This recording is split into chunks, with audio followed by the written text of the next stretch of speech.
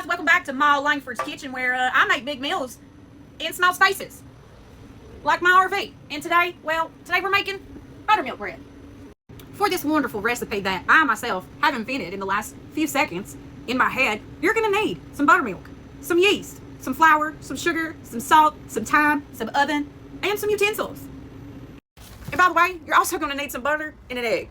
And while you're digging through your kitchen cabinets, getting all the ingredients out to make buttermilk bread, I just want to say thank you to all my 21 followers. I appreciate every single one of you. Thank you, and have a wonderful 2026.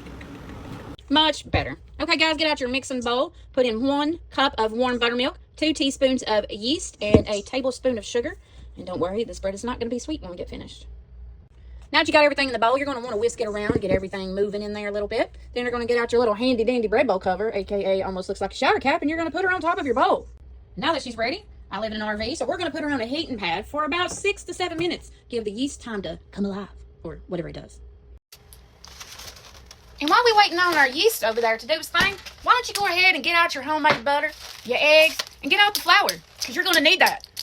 And once your hands are free, go ahead and break out some salt, because you're going to need that too.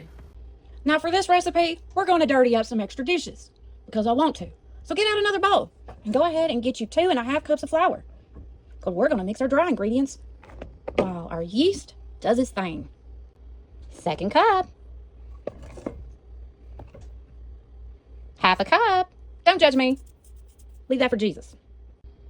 A pinch of salt. Now we're going to mix those dry ingredients together, which is just flour and salt, but you're going to get about a tablespoon of butter. You can put her in your microwave or however you melt your butter. I really don't care. Now it's time to check on our yeast. She's a bubbly. Yes, she is. So then we're going to take her over here to our mixer.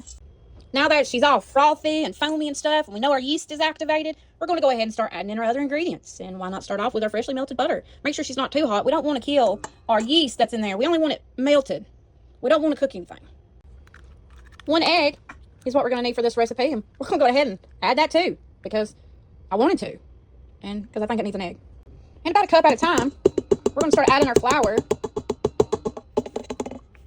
And then we're going to start mixing our dough. Who's excited? I'm excited. I'm making buttermilk bread. Hello. Now that we added about a cup of flour to our mixture, it kind of helps prevent all that splattering and stuff. We're going to go ahead and turn around a little bit.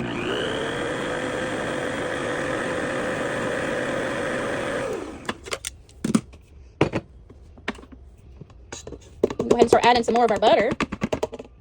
AKA, I mean flour.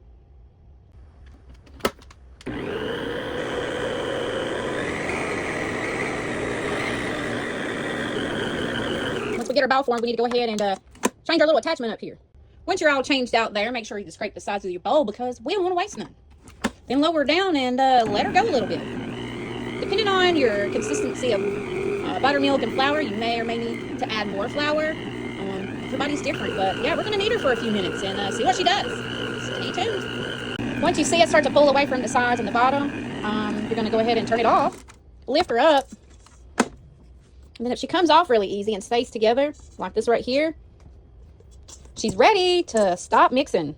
I sprayed her with some extra virgin olive oil, and now I'm going to put her down in the bowl. But because I've held on to her, oh, no, maybe not. Look, she's coming off. She's done. Now that she's been sprayed with some oil, I have pretty much rounded her out from being in my hand, and we've stuck her back in her bowl. We're going to cover back up with her shower bonnet, and we're going to leave her on the heating pad for about 45 minutes to an hour. So we're hoping she's going to double in size between now and then. But I'm going to keep a check on her because I'm the only one here. So back to my Lankford's kitchen, where I make big meals in small spaces. And if you've been with us this whole video, then you know I'm making buttermilk bread. Well, it's been an hour, and our bread has doubled in size. So what are we going to do? We're going to punch her.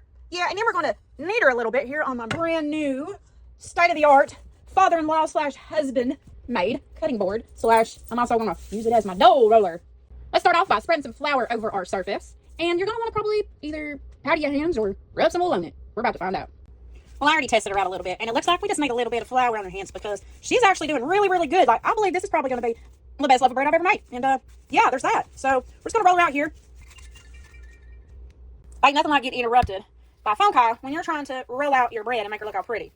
So if you've been with me, we're just kind of kneading her around a little bit, trying to make sure she's all smoothed out and pretty. And with this loaf of bread, I kind of wanted to do something a little different. So I have my silicone pan here. It's the round one. But I didn't want a round loaf. I had the other loaf too, but I wanted it a little different. Don't know if you can see it well, but I stuck it in here because I wanted that shape. You can see it. So it's a round Today I'm using a round silicone pan, and then I'm going to insert it into my metal loaf pan.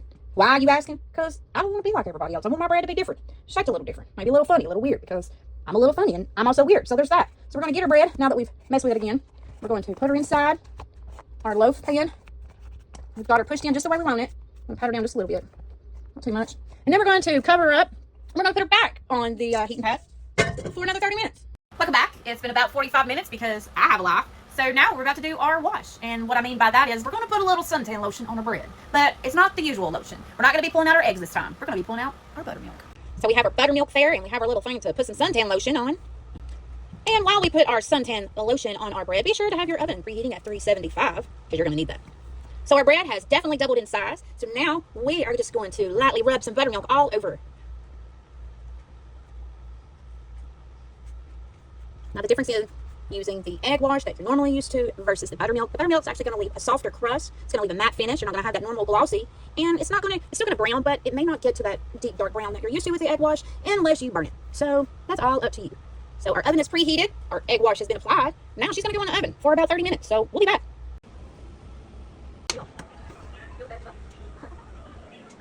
Believe it or not, it's been 30 minutes. Exactly. And we have buttermilk bread. Isn't she pretty? And if you liked what you've seen, or even if you don't, go ahead and give me a like, follow, and a share. I ain't going to complain. I promise. I only complain if you don't. Have a wonderful day.